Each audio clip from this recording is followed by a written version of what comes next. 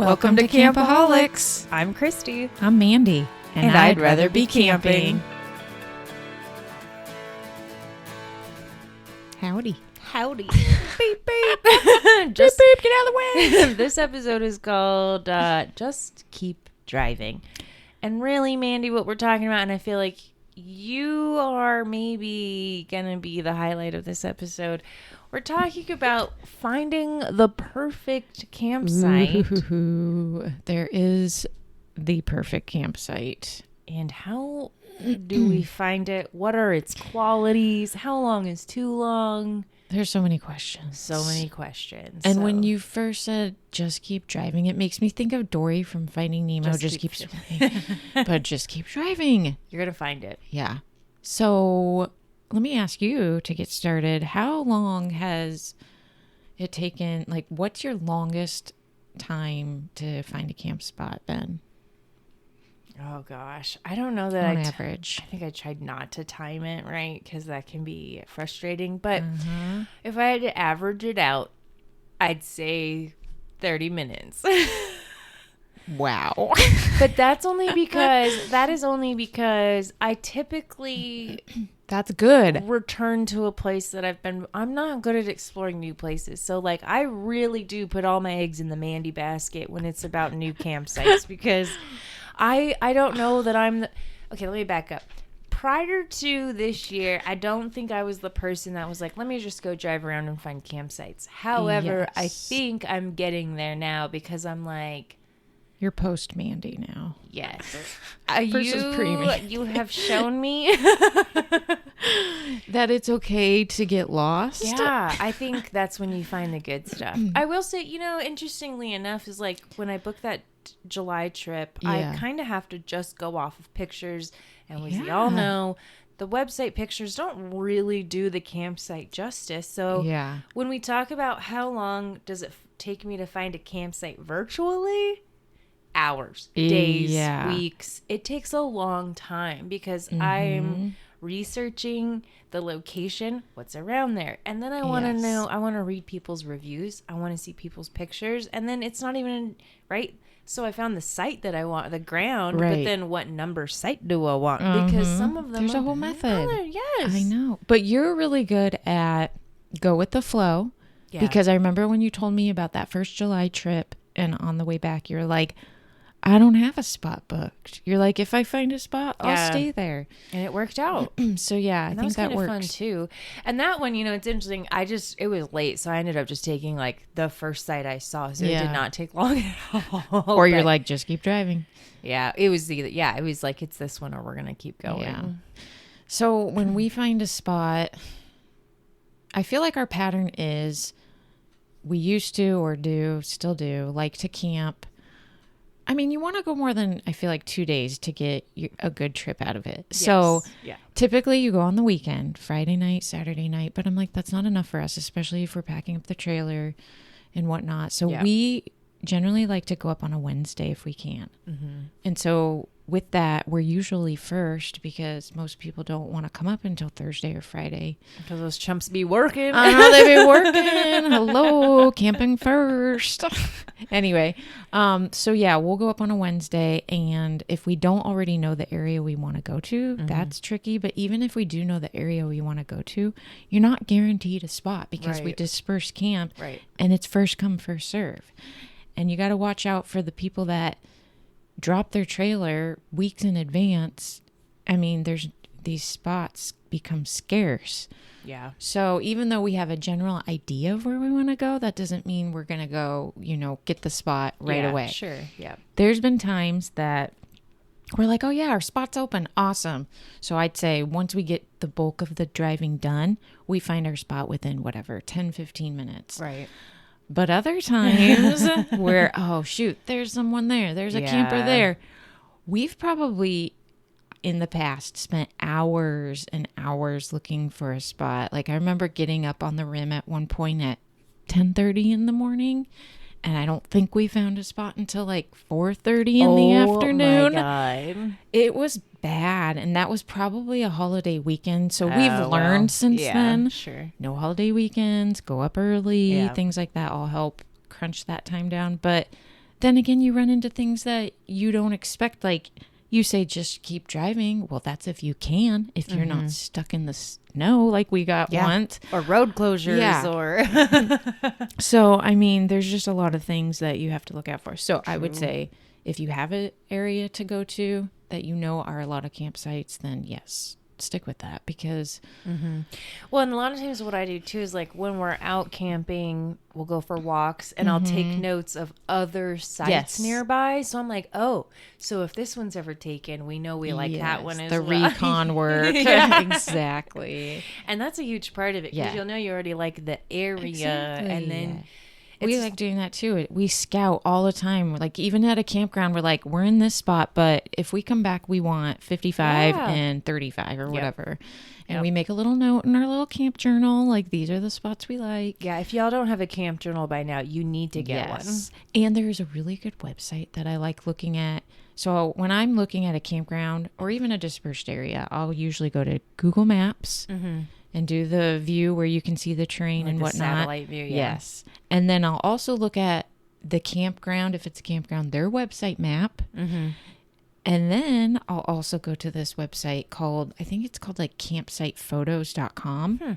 And it's pretty cool. Somebody has they've done a lot of work. Every campground that I've looked for has been on that website. That's amazing. Yeah, even the ones in Washington, like we went and they give you like different views of that campsite. I'm like, okay, that looks pretty cool. So it's really helpful. I just thought of something. What if we literally just drove around and took pictures of campsites? Somebody is.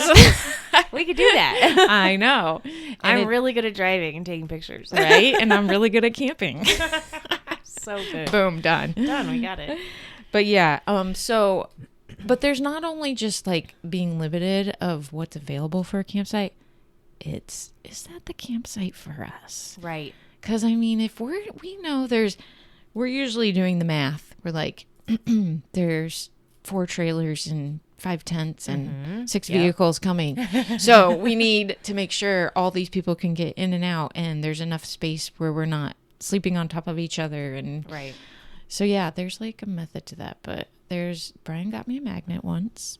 It says, I'm sorry for what I said when I was parking the trailer, but that was more for me because I'm like a little here, a little there. I admit it. I'm like, want it just right. I don't know what it is, but I'm like, it's got to be level. If it's summer, we got to have shade in the afternoon. If it's rainy, where are those erosion marks in the ground? I do not want to be caught in a little flood halfway through our trip. You don't need a river right outside your trailer or tent. Yeah. And then when the boys, like when Jay was with us and Brian, I'm like, they're going to be peeing in the forest. So where can we, not be next to other people where they can do that or whatever. Smart. So there's a little strategy in there. So, yeah. I'd be curious if I'm like the only like crazy one that has this. Oh, I doubt it. Parking method with my trailer. I highly doubt it. There's probably people worse than you out there. Yeah, probably. Yeah, I don't know. I don't know that I'm that picky. Yeah. I'm like, does the tent fit in that little rectangle area? Neato. Put it out. I know. And I've gotten better over the years. I'm like, I don't want to spend time. I just want to sit up and enjoy. Yeah, because I was going to say, like, the couple years that I've been camping with you, it doesn't seem... It's probably like an OCD thing. I'm just like, I got to have it this way, that way. I will say I'm kind of OCD about other things within my tent. Maybe in your kitchen? Oh, definitely in the kitchen. Definitely in the kitchen. So...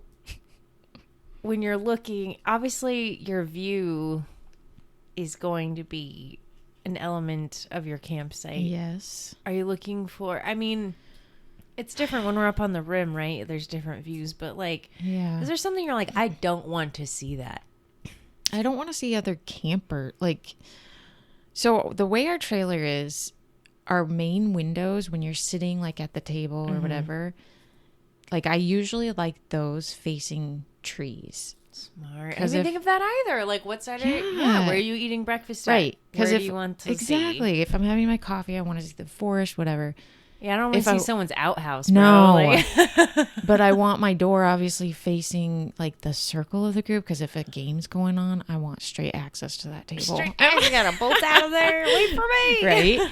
And then not only that, like I don't generally like my door or my little front area facing a dirt road, because if people go by in those 4x4s and a whole bunch of dust comes at us, you get caked in dust. Yeah.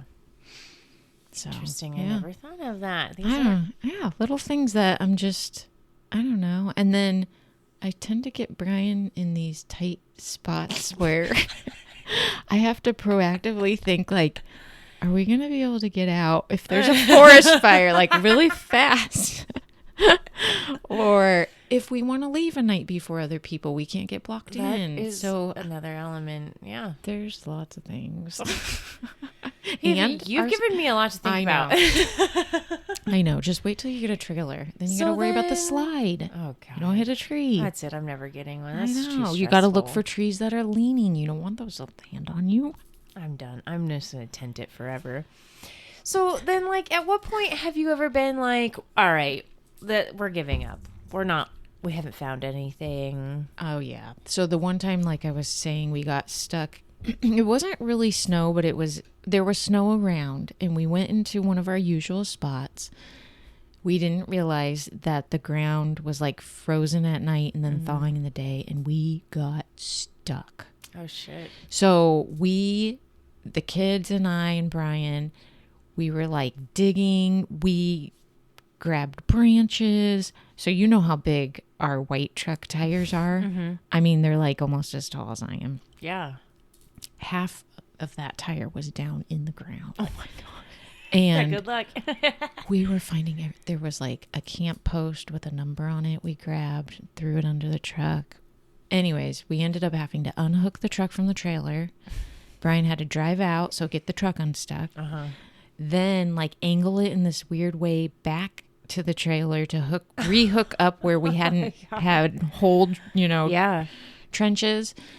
Finally, we got it out, and then we were like, boom, the first campsite we see with like solid ground. Yeah. We're camping, and that's what we did. I was like, I'm not. That's sketchy. I mean, thankfully, we were like, if we have to stay here overnight, obviously we have our trailer, but getting a tow truck back here would be horrible. Oh my gosh. It was it was hours we were all digging. It was crazy. And it was cold out. Oh my gosh. Yeah. And there was snow. This was on the rim. Oh, no, thank you. I